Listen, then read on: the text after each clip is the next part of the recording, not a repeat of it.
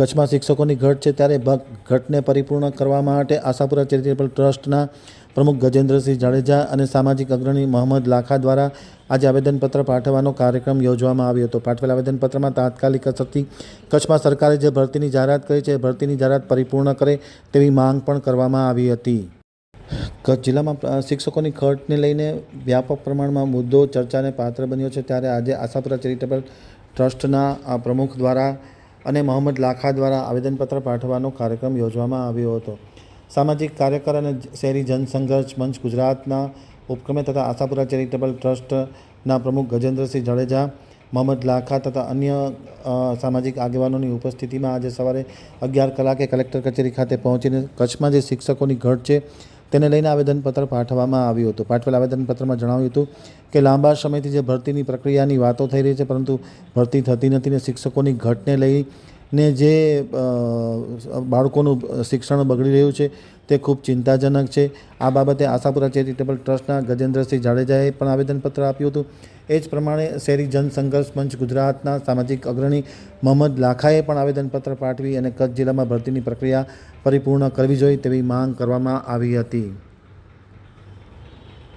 મારું નામ વીરભદ્રસિંહ કૌરસિંહ જાડેજા, શ્રી રાજપૂત કણેશના ગુજરાત પ્રદેશ અધ્યક્ષ.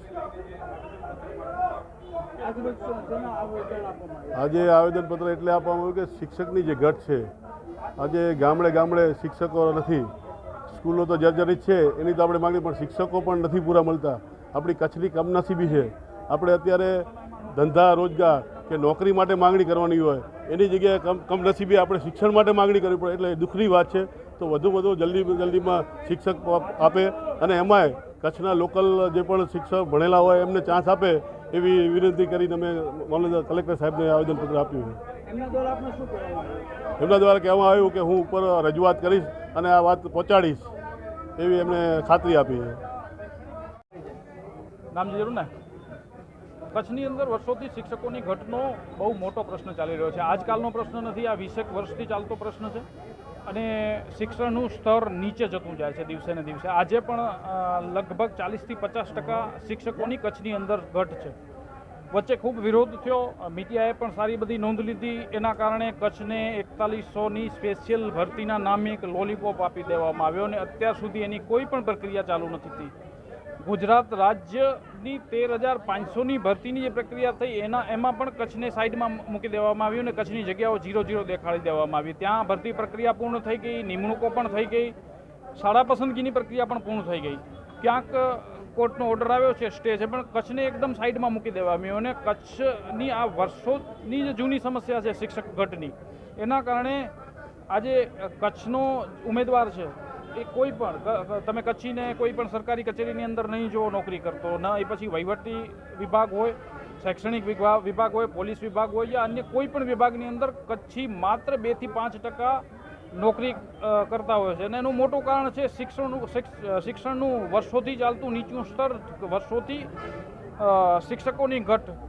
કચ્છ પાસેથી વાર્ષિક 1 લાખ કરોડ રેવન્યુ લીધા પછી પણ જો સરકાર માત્ર કચ્છને શિક્ષકો પણ ના આપી શકતી હોય તો એનાથી મોટા કચ્છ માટે દુર્ભાગ્ય ન હોઈ શકે. કચ્છના જેટલા પણ પ્રતિનિધિત્વ કરતા પ્રતિનિધિઓ માટે એનાથી મોટી નબળાઈ ન હોઈ શકે. એ માંગને લઈ કે કચ્છમાં શિક્ષકોની ઘટ પૂર્ણ કરો, એ માંગને લઈને આજે કલેક્ટરને અમે આવેદન આપ્યું છે.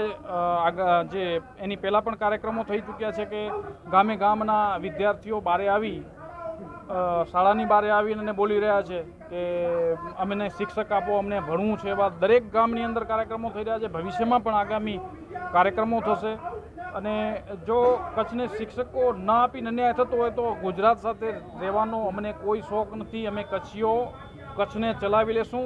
અલગ રાજ્યની માંગ સાથે અમે આગળ વધશું. કલેક્ટર દ્વારા અમારી માંગ ઉપર પહોંચાડવાની ખાતરી આપવામાં આવી છે. મેં કલેક્ટરને પણ પ્રશ્ન પૂછ્યો, જો આપને પ્રોપર શિક્ષણ ન મળ્યું હોત તો આપ અત્યારે આઈએએસ ન હોત. એટલે દરેક કચ્છીને, દરેક બાળકને શિક્ષણની જરૂરિયાત છે.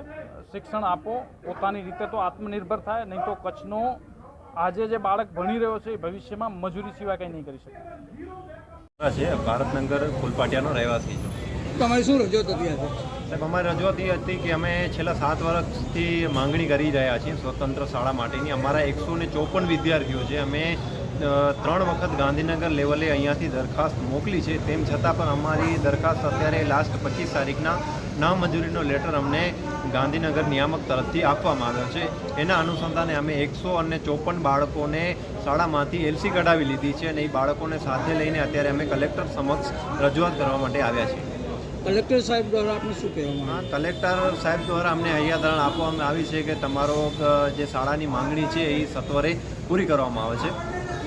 આપની જો માંગણી ન સંતોષાય તો આગામી આપણા શું પગલાં રહેશે? અમે કલેક્ટરશ્રીને 8 દિવસનું અલ્ટિમેટમ આપ્યું છે. જો સત્વરે અમારી શાળાની માંગણી પૂરી કરવામાં નથી આવતી તો અમે બધા બાળકો અને વાલીઓને સાથે લઈ અને ગાંધી ચિંધ્યા માર્ગે ઉગ્ર આંદોલન કરીશું.